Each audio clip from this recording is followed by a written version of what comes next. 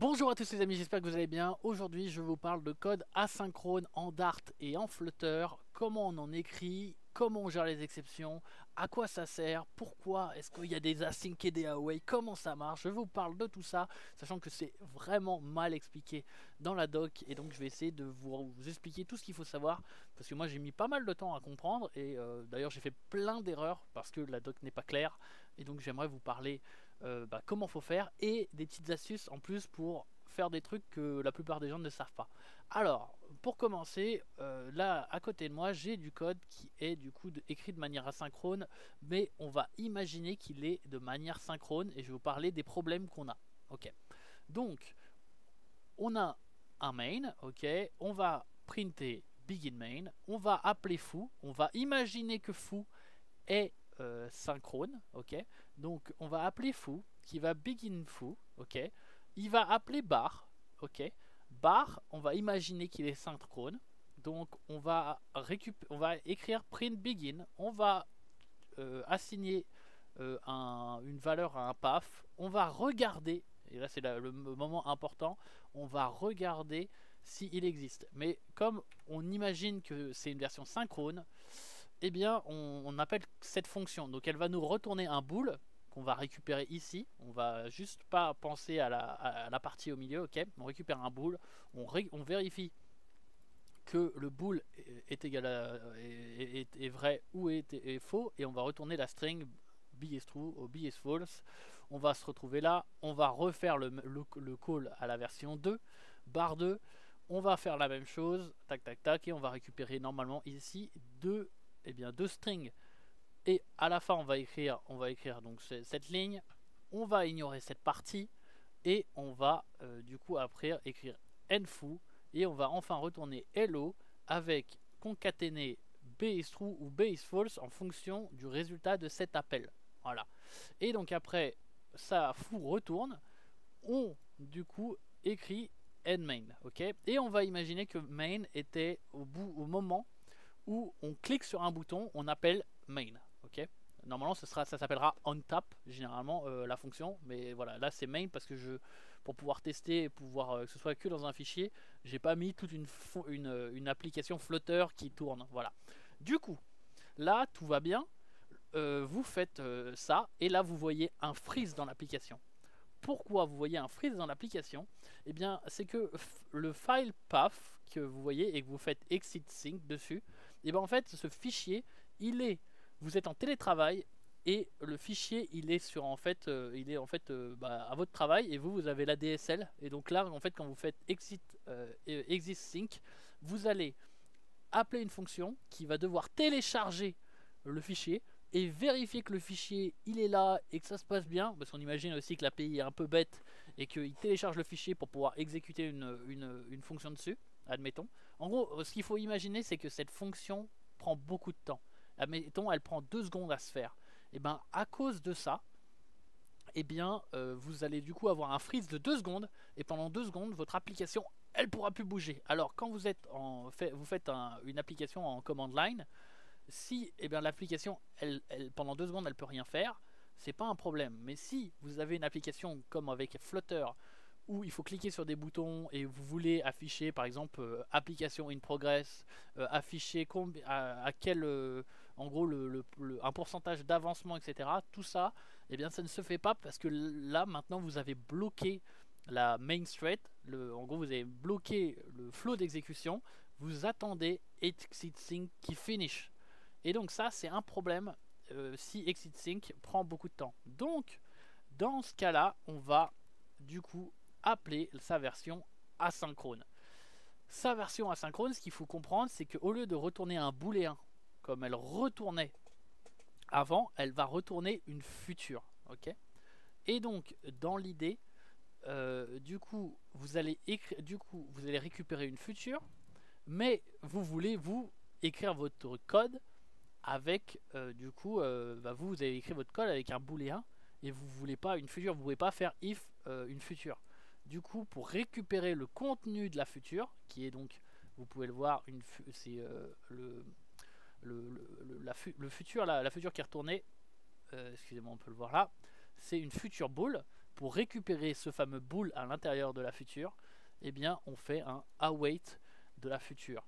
Comme on fait un await, d'accord, il faut écrire que la fonction elle est asynchrone, et une fonction asynchrone elle retourne toujours une future. Alors c'est un peu bizarre la première fois que vous faites ça, mais donc dans l'idée, si vous appliquez ces règles, vous allez pouvoir du coup globalement écrire exactement les deux mêmes fonctions. En gros, vous allez pouvoir écrire du code asynchrone qui paraît de manière synchrone. Et je vais vous expliquer pourquoi c'est asynchrone et pourquoi ce paraît est important. Mais dans l'idée, vous avez une future 2 là. Donc là, avant, pardon, vous aviez, donc là, imaginons que vous aviez un bool. Ok. Et là, vous aviez un bool aussi. Ok. Vous pouvez voir que là, donc vous avez B. Vous avez B2. Désolé, je me dépêche. Donc là, vous aviez exit sync. Ouais. Et si vous écrivez await, voilà. En gros, vous aviez exit sync. Et juste en écrivant la version asynchrone et en écrivant await, puis en faisant que la fonction elle soit asynchrone et qu'elle retourne une future, juste ça, et qu'après bah, évidemment du coup vous alors c'est un peu particulier parce que comme vous avez appelé une fonction asynchrone, les autres fonctions vont retourner des futures, du coup elles aussi doivent passer asynchrone. Mais si vous appliquez cette règle, globalement vous avez du code qui ressemble énormément au code que vous aviez écrit avant en version synchrone et qui fait exactement la même chose, mais eh bien c'est du code asynchrone, et je vais parler de c'est quoi la différence. Et donc en fait ça se passe au niveau du flow d'exécution. Alors juste j'aimerais juste pouvoir me remettre dans le parce qu'il faut que je sauvegarde, ça c'est assez pénible ça. Hop, je sauvegarde et je vais pouvoir me remettre sur le fichier que j'avais avant. Et évidemment j'ai pas cliqué sur le bon truc. Donc on revient au fichier que j'avais avant, on recommence là-dessus. Du coup on a cette fonction, et maintenant elle est écrite de manière asynchrone. Vous avez compris que là j'ai gardé la future et après je la await, mais vous n'êtes pas obligé de faire ça, vous pouvez directement await pour récupérer le booléen. Quel est l'intérêt du coup d'avoir ce code, puisque visiblement il est asynchrone mais rien n'a changé, mais quand vous cliquez sur le bouton sur Flutter, et bien Flutter arrive à updater l'interface. Et bien comment ça se fait? Et bien ce qu'il faut comprendre, c'est que la version synchrone, elle va retourner une future pas à la fin, mais en fait au premier appel bloquant ou à la première exception qu'elle rencontre. Donc par exemple bar, si on admettons elle est de manière elle est appelée de manière enfin elle est appelée, on va exécuter print, on va exécuter paf, on va appeler, on va créer le file et on va appeler exist. On va l'appeler jusqu'au premier appel bloquant. Dès qu'il y a un appel bloquant, c'est un truc qui prend du temps, un truc que l'OS dit oula, je vais faire une IO, je peux pas le faire directement, il va falloir que je fasse des trucs et ça va prendre du temps. Là, direct, la fonction elle retourne, elle dit ok, Dart, prépare-moi le résultat de cet appel bloquant et je retourne une future. Et tu me rappelles quand tu as fini. Ok. Du coup, toi tu récupères cette future et tu vas le wait. Et await, ça fait quoi? Ça dit si elle est finie cette future, alors je continue l'exécution. Donc là, si file.exit, en fait, il a pris 0 secondes. Genre ça s'est passé hyper bien, le disque était aligné, comment ça s'appelle, tout s'est bien passé. Tu passes à la prochaine ligne, ta future elle est prête. Et bien tu vas pouvoir continuer et récupérer ce booléen et exécuter ton code comme s'il était de manière synchrone. Mais await, et c'est comme je dis ici, ce fichier il est sur un disque à plateau à l'autre bout de la Creuse et que vous avez l'ADSL, exit, il n'est pas prêt. Et donc qu'est-ce qui va se passer? Le await, il dit quoi? Il dit ok, eh bien moi j'ai un appel bloquant, du coup cette future elle n'est pas résolue, du coup moi aussi je retourne une future, appelle-moi Dart quand ma future elle sera prête. Du coup là à ce moment là tu retournes une future, et du coup qui t'avait appelé bar, bar, tu récupères la future. Tu peux lancer du code en plus. Là, dans ce cas-là, c'est encore un appel donc asynchrone qui va encore créer des futures et tout ça. Puis, du coup, tu vas await cette fameuse future. Du coup, là, tu vas dire est-ce qu'elle est prête ou pas. Ok. Évidemment, c'est pas la première future que vous avez appelée. Cette future-là, c'est la future créée par bar. Et cette future-là, c'est la future créée donc cette future, c'est la future créée par exit. Et donc quand vous dites ok, moi j'attends cette future là, vous attendez celle de bar, mais celle de bar elle attend celle de exit. Et donc quand exit va exit va finir, exit va résoudre cette future va pouvoir être du coup résolue. Elle va reprendre l'exécution jusque là et retourner la fonction. Du coup à ce moment là, quand vous aurez fini et vous auriez retourné une des deux valeurs, et bien la future que vous attendiez là, eh bien elle va se résoudre. Du coup vous allez pouvoir, eh bien le await va se résoudre et va se faire rescheduler et ainsi de suite. Je sais pas si j'espère que vous avez compris. Du coup dans l'idée await, ça passe la main, soit ça continue de manière synchrone si la future elle est ready, soit elle demande à Dart de se faire rescheduler quand la future est résolue. Et dans ce cas, et sinon elle yield, c'est ce qu'on appelle yield, c'est-à-dire qu'elle passe la main à quelqu'un d'autre. Et ce quelqu'un d'autre, c'est son appelant. Donc le fou, quand elle va être là, elle va passer la main à qui? À main. Main, du coup, elle doit await à nouveau cette future. Cette future, elle n'est pas résolue parce que comme je vous ai dit, exit est bloquant, qui bloque fou, qui bloque main. Du coup, await va du coup passer la main à qui? Eh bien, si vous êtes sur une Flutter app, eh bien du coup à Flutter. Et Flutter va pouvoir refresh du coup l'application. Et il va pouvoir faire récupérer les clics de l'utilisateur et les scheduler eux-mêmes aussi. Et créer des nouvelles futures, lui, derrière, pour que des choses se passent de son côté. Au bout d'un moment, ce qu'il faut s'imaginer, c'est que votre code, là, eh bien, il est en pause pendant ce temps-là. Et Flutter est capable, du coup, d'exécuter du code qui soit synchrone ou asynchrone pendant que votre code asynchrone, lui, est en pause en attendant la future de exit. Au bout d'un moment, cette future, donc qui est là, eh bien, elle va se résoudre parce que exit va finir par répondre puisque ça y est, le fichier a été téléchargé et on a vérifié que le fichier était bien là. Du coup, on se retrouve à résoudre B. Du coup, on a B en booléen. On va finir donc cette fonction. On va du coup retourner une string. Et cette string, du coup, eh bien, elle était dans la future que, en gros, dans la future que foo attendait quand il faisait await. Du coup, eh bien, foo va se faire réveiller avec cette nouvelle fonction. Et donc, il va récupérer deux barres, la string de bar, la string var. Du coup, bar 2 va récupérer B2. On va pouvoir, du coup, nfoo. On va pouvoir, du coup, retourner B1, B2. Ok. Et du coup, là, eh bien évidemment, il y avait main qui était en train d'await, du coup, cette fameuse future. Et donc, ça y est, la future vient d'être complete, vient d'être résolue, puisque ça y est, foo vient de se terminer. Et donc, main va être rappelé au niveau de await. Et va pouvoir afficher du coup la string hello B1, le résultat de B1 et le résultat de B2 et d'écrire endmain.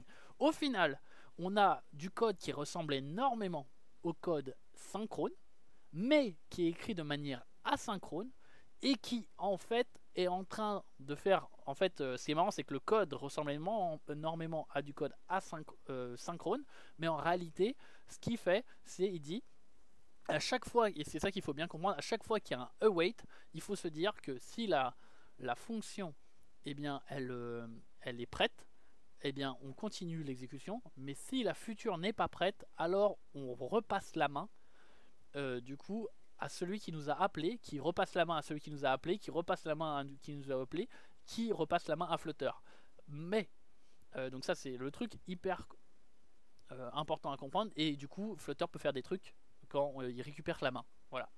Maintenant, il faut, du coup, on peut tricker, enfin on peut jouer, parce que beaucoup de gens ce qu'ils font, c'est qu'ils ont bar, qui retourne une future, ils vont await bar et ils vont récupérer la valeur. Puis après ils vont appeler bar, ok, et ils vont await bar et récupérer la valeur. Mais en faisant ça, vous faites une erreur parce que à chaque fois que vous allez await, vous allez renvoyer la balle à Flutter. Vous allez passer la main à Flutter.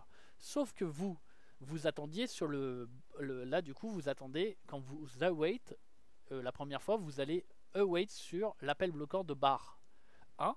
Puis après vous allez attendre sur l'appel bloquant de bar 2. Sauf que bar 1 et bar 2, ils peuvent évidemment travailler sur différents fichiers qui sont sur différents disques, ok. Et donc ou par exemple comme les fichiers sont cachés, potentiellement le deuxième appel va prendre beaucoup moins de temps. Voilà, il y a plein de raisons qui fait que bar 1 et bar 2, et puis ça peut être des fonctions différentes, il y en a une ou l'autre qui va finir plus vite, ok. Et donc vous avez intérêt finalement à ne pas faire ce que font tout le monde, c'est-à-dire de await à chaque fois que vous récupérez une future. Vous pouvez, dans la version la plus simple, à chaque fois que vous avez une future, vous la await, ok.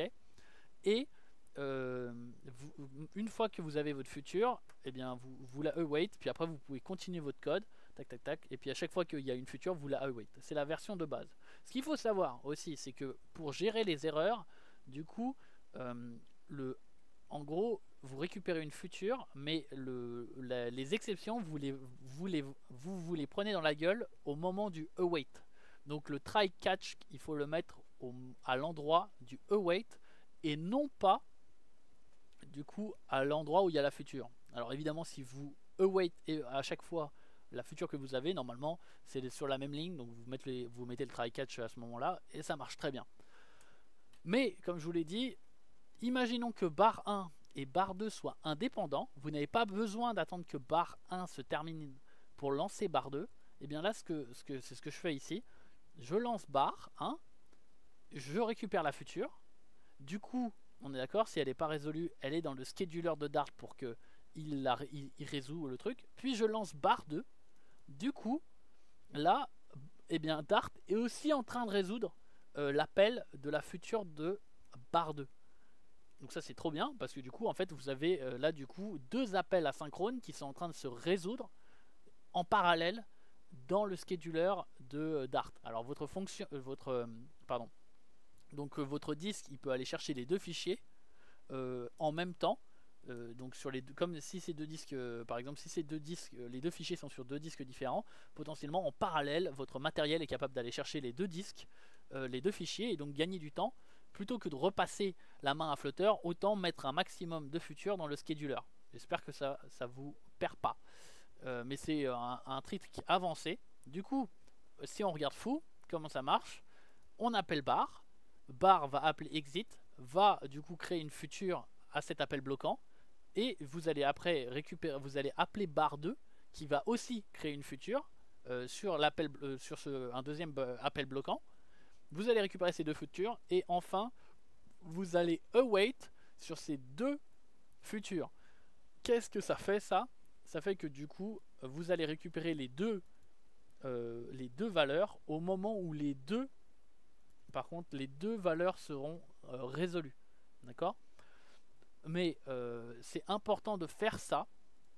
Donc là l'avantage de ça c'est que de faire cette approche, c'est que du coup votre Dart va placer l'appel bloquant de exit dans son scheduler pour être résolu rapidement, puisque vous n'allez pas repasser, vous n'allez pas en mettant un await là, vous n'allez pas passer la main à Flutter deux fois, vous évitez puisque vous faites qu'un seul await pour deux calls. Donc ça c'est hyper intéressant. Et la plupart des gens font un truc qu'il ne faut pas faire, c'est-à-dire de await je ne sais plus écrire, await future 1 et après ils await future 2 et ils pensent que ça se passe bien, mais ça se passe pas bien. Alors évidemment ça peut se passer bien, mais voilà. Qu'est-ce qui se passe et évidemment vous avez des try catch au niveau des await, comme je l'ai dit, parce qu'il peut y avoir des exceptions. Et donc si vous voulez faire gérer les exceptions, vous devez mettre des try catch au niveau des await. Ok, donc on va juste imaginer qu'il y a des try catch au niveau des await. Vous dites hey Dart, résous-moi, fais-moi bar 1 de manière asynchrone. Le mec arrive, il résout, il va jusqu'à l'appel bloquant, ok, il te rend la future. Tu fais la même chose avec bar 2, ouais, et donc voilà, tu récupères une future. Et là, tu dis, hey, je await future 1. Donc là, tant que future 1 n'est pas résolu, j'attends. Et j'ai rendu la main à Flutter. Là, imagine, future 2, il est résolu plus rapidement. Parce que le fichier il est sur un SSD par exemple, alors que l'autre est sur un disque à plateau. Du coup, bar 2 a été plus rapide. Là, bar 2, il a été plus rapide, mais manque de bol, il a fail. Parce qu'il s'est aperçu que le fichier n'existe pas. Et il a lancé une exception. Et bien là, du coup, comme personne ne wait future 2, puisque vous êtes encore sur cette ligne de code, vous avez rendu la main à future 1, et bien personne ne await future 2 et le try block au niveau de future 2 il n'a pas été encore pas encore été passé, si vous voulez. Personne n'est en train de listen ce qu'on appelle la future, puisque vous avez rendu la main à ce moment là et que future 1 ne s'est pas résolu. L'exception de future 2 du coup elle est considérée comme non try catch. Elle n'est pas gérée parce qu'il n'y a pas de listener sur donc la future. J'espère que je vous parle pas trop chinois. Et du coup, la fonction, en gros, l'exception n'est considérée comme pas gérée et elle va faire cracher votre app.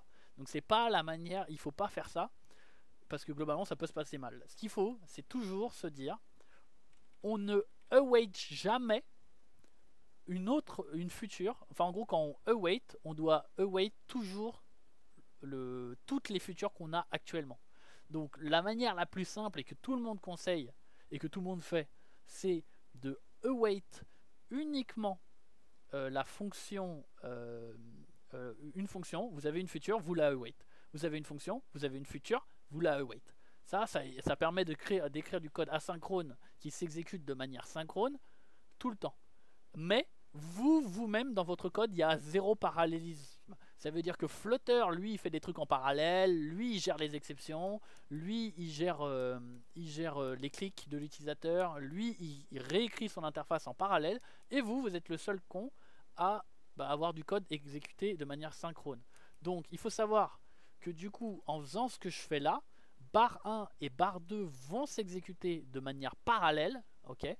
Alors, on est d'accord, quand je dis parallèle, c'est plutôt concurrente, excusez-moi, concurrente, c'est ça le vrai mot, parce que de manière parallèle, en réalité, une application en Flutter, elle est généralement single-threaded, on dit, donc juste sur un cœur, et donc en vrai, ces deux fonctions ne vont pas s'exécuter de manière parallèle. La résolution asynchrone au niveau de l'OS peut se passer de manière parallèle, et du coup, bar 1 et bar 2 vont s'exécuter de manière concurrente. C'est ça le vrai mot, c'est concurrent. Voilà. Donc ils vont s'exécuter de manière concurrente. Et donc si vous voulez que bar 1 et bar 2 s'exécutent, enfin que bar 2 s'exécute après bar 1, alors vous devez mettre le await. Mais si vous voulez que ces deux fonctions s'exécutent de manière concurrente, dans ce cas, vous pouvez faire ce que je viens de faire là et vous devez await les deux valeurs. Et là, du coup, à ce moment-là, vous récupérez deux valeurs si ça se passe bien, et si ça se passe mal, vous récupérez une exception. Cette exception, c'est pour ça que vous devez mettre un try-catch autour de ce await aussi. À chaque fois que vous avez un await, vous devez mettre des try-catch autour pour gérer les exceptions. Et ce await, cette exception, si elle se produit, elle contient la liste des valeurs, donc des résultats concurrents de bar 1 et de bar 2, et l'erreur. Donc là, en l'occurrence, il y en aura un qui a fail ou les deux qui ont fail s'il y a l'exception. Donc soit là vous récupérez les deux valeurs comme on l'a fait, soit vous êtes dans un try catch, vous êtes dans le catch maintenant, vous avez récupéré une exception, et cette exception elle va contenir en gros les résultats des succès et les résultats des erreurs, et vous devez faire votre exception handling là-dessus. Donc voilà, c'est hyper important de se dire, enfin la façon, et ça m'a pris beaucoup de temps à comprendre, c'est que cette idée que await, c'est donc une manière de passer la main, voilà, et que vous-même vous pouvez exécuter du code concurrent en créant plusieurs futurs et en faisant un await, mais sur les valeurs sur toutes les futures en même temps. Donc c'est ce qu'il faut faire là, et c'est le pattern qui est hyper important et que les gens ne connaissent pas, c'est de faire un await de l'union de nos deux futures, enfin un couple, un tuple de futures, et de faire point .wait, et point .wait en gros ça va retourner une future de ces deux valeurs, et ça va unir les deux valeurs, et vous allez pouvoir await cette future. Et donc en faisant ça, vous êtes capable d'exécuter du code concurrent dans votre code en Dart, ce qui vous permet du coup d'avoir un peu un espèce de parallélisme, parce que vous comprenez que du coup quand barre 1, et si vous faites ça, barre 1 et barre 2, l'un des deux peut finir plus vite que l'autre en fonction de qu'est-ce qui est schedulé et à quel point aussi le matériel derrière aussi est capable de récupérer les infos, etc. Et donc ça va vous permettre de rendre votre code plus performant. Voilà, j'espère que ça vous aura appris du coup à utiliser les futurs en Dart et comment ça marche, comment il faut y penser, comment ça vous permet d'exécuter du code concurrent et comment vous pouvez voilà tout ce qu'il fallait pour utiliser des futurs. J'espère que ça vous aidera. N'hésitez pas, si vous avez des questions en Dart, en programmation, à me les mettre dans les commentaires. J'espère que ça vous aura plu. J'espère que j'ai pas trop parlé chinois, j'ai parlé de choses assez avancées.